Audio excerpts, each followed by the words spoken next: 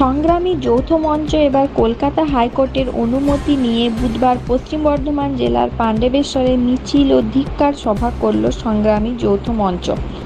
গত 16ই মে এই পাণ্ডবেশ্বর ব্লকের অঙ্গনওয়াড়ি কেন্দ্রের কর্মীদের ঠিক সময়ে বেতন দেওয়া, রান্নার খরচ প্রতি মাসে দেওয়া, অহেতুক হয়রানি বন্ধ করা সহ বিভিন্ন অনিয়মের প্রতিবাদ করে ও প্রতিকার চেয়ে সিডিপিওর দফতরের স্মারকলিপি জমা দিতে যায় সংগ্রামী যৌথ মঞ্চ। আর সেই স্মারকলিপি জমা দেওয়ার সময় তৃণমূল কংগ্রেসের মদদপুষ্ট একদল দুষ্কৃতী তাদের উপর হামলা চালায় বলে অভিযোগ উঠেছিল।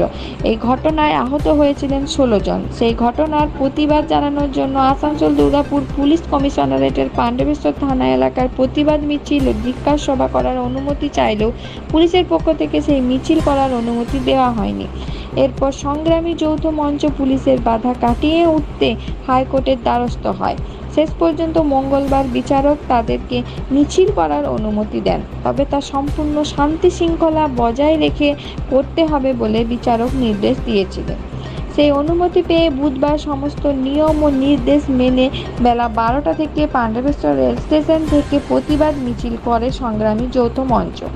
পাণ্ডবেশ্বর বাজার হয়ে পাণ্ডবেশ্বরের ফুলবাগান কলিয়ারি সংলগ্ন দুর্গা মন্দিরের কাছে এসে সেই মিছিল শেষ হয়। তারপর সভা হয়। এই সভায় মুখ্য বক্তা হিসেবে উপস্থিত ছিলেন সংগ্রামী যৌথ মঞ্চের ভাস্কর ঘোষ। আইসিডিএস পাণ্ডবেশ্বর ব্লকের যে প্রকল্প, সেখানে কর্মচারীদের উপরে যে দুর্নীতি হয়, বেতন দেওয়া হয় না ঠিকমতো, রান্নার টাকা ঠিকমতো দেওয়া হয় না, সেখান থেকে কাটমানি খাওয়া হয়, তার প্রতিবাদ জানানোর জন্য একটা স্মারকলিপি দিতে এসেছিলাম। সেখানে আমাদের উপরে তৃণমূলী দুষ্কৃতীরা বিনা প্ররোচনায় পুলিশের নিষ্ক্রিয়তার সুযোগ নিয়ে পুলিশের সামনেই বেধড়ক মারধর করে। আমাদের 16 জন সাথী আহত হয়, তাদেরকে হসপিটালে ভর্তি করতে হয়েছিল, মাথা ফেটেছিল।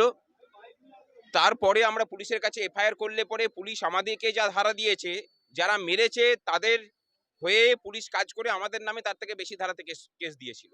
তার প্রতিবাদে আমরা প্রতিবাদ মিছিল করতে চেয়েছিলাম, পুলিশ সেটার অনুমতি দেয়নি। আমরা স্বাভাবিকভাবেই তার প্রতিবাদে অনুমতি চেয়ে কলকাতা হাইকোর্টের দ্বারস্থ হয়েছিলাম। গতকাল কলকাতা হাইকোর্ট আমাদেরকে মিছিল করার এবং সভা করার অনুমতি দিয়েছে। আমরা আজকে মিছিল এবং সভা করছি। বার্তা একটাই, যে গোটা রাজ্যটা এখনো পর্যন্ত চোর ডাকাতদের মুক্তাঞ্চল হয়নি। আইনের শাসন এখনো আছে। আইনি প্রতিষ্ঠানগুলোকে এখনো পর্যন্ত সরকার চেষ্টা করে নষ্ট করতে পারেনি এবং সেটা করতে পারবেও না। লড়াই চলছে, লড়াই চলবে। সরকারি কর্মচারীরা যেহেতু এখানে রুখে দাঁড়িয়েছেন, এটার সাথে কোনো রাজনীতির যোগ নেই। সুতরাং শাসক দলের দুষ্কৃতীদের একটা কথা খুব পরিষ্কার বুঝে নেওয়ার সময় হয়েছে, যে সরকারি কর্মচারীদের সাথে লড়াই করে কোনো সরকার টিকে থাকতে পারেনি। আপনাদের সরকারও যে ধূলিসাৎ হতে চলেছে 4 তারিখের রেজাল্টে বুঝতে পারবেন। আমার নাম এই সভায় মুখ্য বক্তা হিসেবে উপস্থিত ছিলেন সংগ্রামী যৌথ মঞ্চের আহ্বায়ক ভাস্কর ঘোষ। তিনি সেই দিনের সেই হামলার বিরুদ্ধে সরব হওয়ার পাশাপাশি রাজ্য সরকারের বিরুদ্ধে ক্ষোভ উগরে দেন।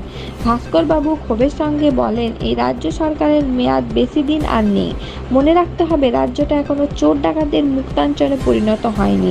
আইনের শাসন এখনো আছে। আমাদের লড়াই চলছে, চলবে। সরকারি কর্মচারীরা এখানে আন্দোলন করছেন। মনে রাখতে হবে, সরকারি কর্মচারীদের সঙ্গে লড়াই করে কোনো সরকার টিকে থাকতে পারেনি। এই সরকারও যে ধূলিসাৎ হবে তার জন্য 4 তারিখ পর্যন্ত অপেক্ষা করুন। প্রসঙ্গত, আগামী 4ই জুন লোকসভা নির্বাচনের ফল বেরোবে। পশ্চিম বর্ধমান থেকে অনন্ত রুই দাসের রিপোর্ট।